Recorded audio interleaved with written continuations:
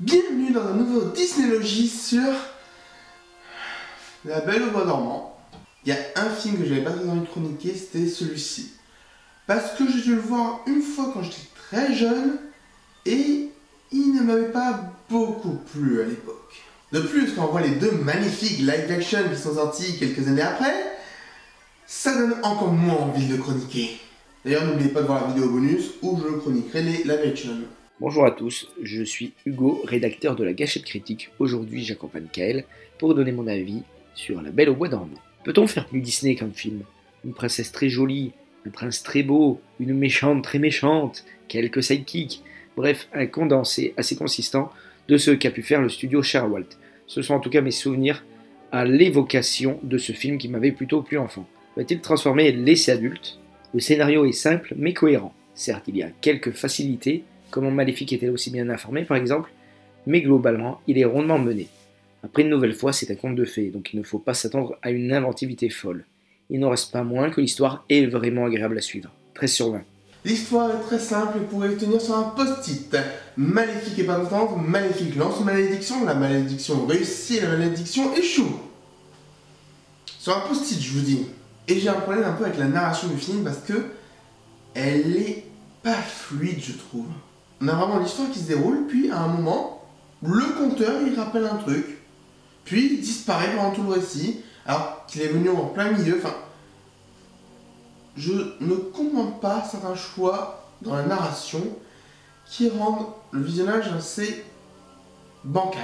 Et puis il y a plein de scènes que je trouve inutiles dans le récit, comme la scène des deux rois qui veulent marier leurs enfants. Elle ne sert à rien, si ce n'est à mettre du gag.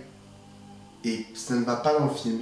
Après voilà, l'histoire se tient, mais c'est vraiment pas le point fort du film pour moi.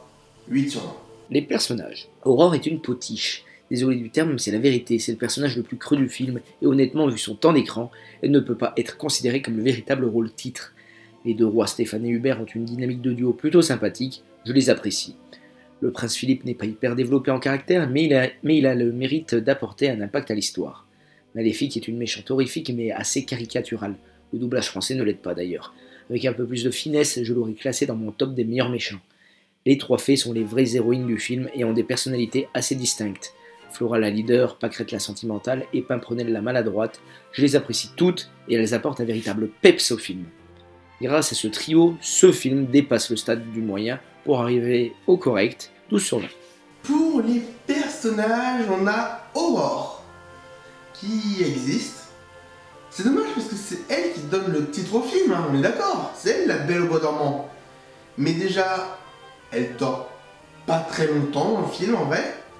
Et surtout, comment dire ça, elle ne parle pas, elle a 18 lignes de dialogue pendant tout le film. Et ça ne la rend pas du tout attachante.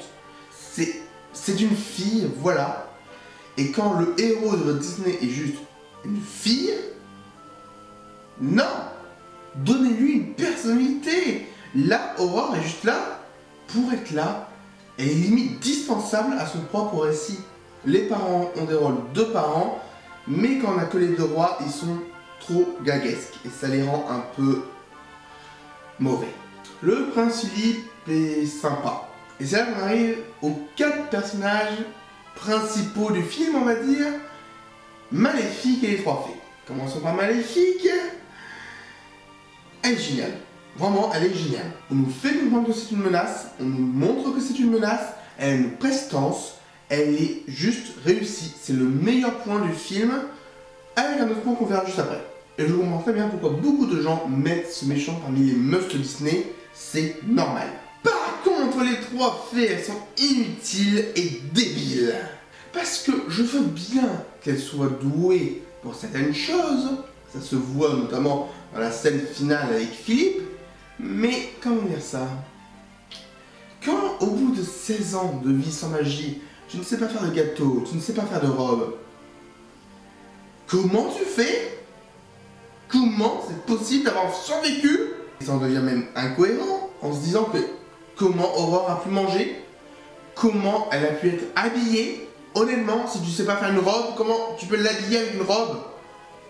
Ce n'est pas logique.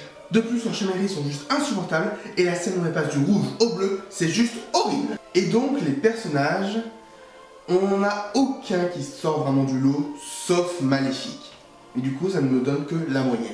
L'animation. Je ne parle ici que de celle des personnages. Elle est globalement très moyenne, surtout pour les personnages d'Aurore et de Philippe. Autant la princesse est vraiment ravissante, je pense que c'est même la plus belle princesse Disney, autant elle a une expression qui frôle zéro. Le pire étant la scène où elle se dirige vers la quenouille, on dirait vraiment un zombie, on se croirait dans Walking Dead. Pareil pour le prince qui semble avoir une expression figée. Heureusement, d'autres personnages, et surtout Maléfique, rattrapent quelque peu le coup, 10 sur 20. L'animation par contre est splendide. Ça c'est le gros point fort du film. Il y a vraiment un cachet spécial pour ce film et c'est magnifique.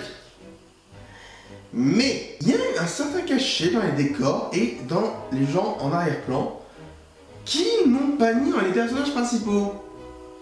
Et c'est dommage. Parce que vous auriez gardé ce cachet un peu particulier, ça aurait peut-être pas plu à tout le monde. Mais moi je le trouve juste magnifique. Et il mérite un 16. La musique. Alors la musique au sens large du film est tout à fait honorable et couvre plutôt bien les actions. En ce qui concerne les chansons, j'adore Gloire à la princesse Aurore, mais le souci c'est que j'en ai rêvé, vous savez, mon amour, je t'ai vu au beau milieu d'un rêve. Et cette chanson elle est rabâchée tout le long du film, à tel point que ça en devient vite garant, alors que pourtant j'apprécie plutôt cette musique. Résultat, c'est plutôt moyen, on surveille. Alors, les musiques de ce film sont oubliables, sauf une qu'on nous rabâche à l'impro, pendant Aurore, pendant le bal, qu'on nous rabâche tout le temps en fait. La musique, j'en ai rêvé, moi j'en ai cauchemardé. J'en peux plus de cette musique, et il y a celle-là qui se démarque un peu. Les autres, on s'en fout totalement. Et pour moi, la musique, j'ai vraiment failli mettre un 0. S'il n'y avait pas un petit truc qui sauvait tout ça. Le thème principal de Maléfique est genre splendide. On a tout ce qui fait Maléfique dans ce thème. On a la grandeur, la prestance, mais aussi la peur. Bravo Disney pour cette musique.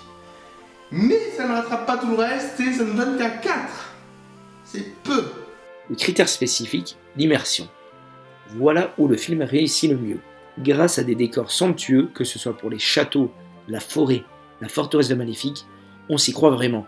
En ce qui concerne le combat de fin, même s'il est beaucoup trop court, le travail des animateurs nous tient en haleine jusqu'au bout. C'est une véritable prouesse technique. 19 sur 20. Et donc pour l'immersion, je ne suis pas du tout d'accord avec Hugo. Parce que lui, il a été immergé dans le film parce que c'était splendide, mais pour moi, ce qui est splendide, c'est dans l'animation. Est-ce que j'ai vraiment été immergé dans le film? Moi, à aucun moment, sauf la fin, quand Philippe s'échappe du château. Là, j'étais vraiment sous tension. Cette scène est magnifique, sur plein de points. Bravo. Mais une seule scène sur tout le film, c'est pas assez. Et pendant tout le reste, je me suis ennuyé. Donc pour moi, l'immersion, c'est vraiment raté. Et du coup, ça ne mérite qu'un 7. Dommage. La note finale, 65 sur 100. Dans sa forme, ce film est une véritable prouesse des studios Disney qui nous offre un récital artistique. Dans son fond, La Belle au bois dormant est un peu plus discutable sans toutefois céder à l'ennui. Le long métrage mérite néanmoins son statut d'incontournable chez Walt Disney Animation. Je dirais pas que c'est un gros désaccord que j'ai avec Hugo, mais sur ce point-là, là où tu as mis 65, moi je mettrais que 45 sur 100. Le film a des qualités, c'est indéniable, mais son récit global pêche par plein d'aspects et ne me rend pas le visionnage agréable pour moi. Cependant, on a un personnage magnifique avec Maléfique, et je comprends pourquoi ils ont voulu faire un film sur elle. Honnêtement, je l'ai compris pourquoi ils voulaient le faire. Maintenant, est-ce que ça a été réussi? Nous allons voir ça tout de suite avec le bonus. Par contre, j'aimerais que les filles arrêtent de jouer avec les vêtements.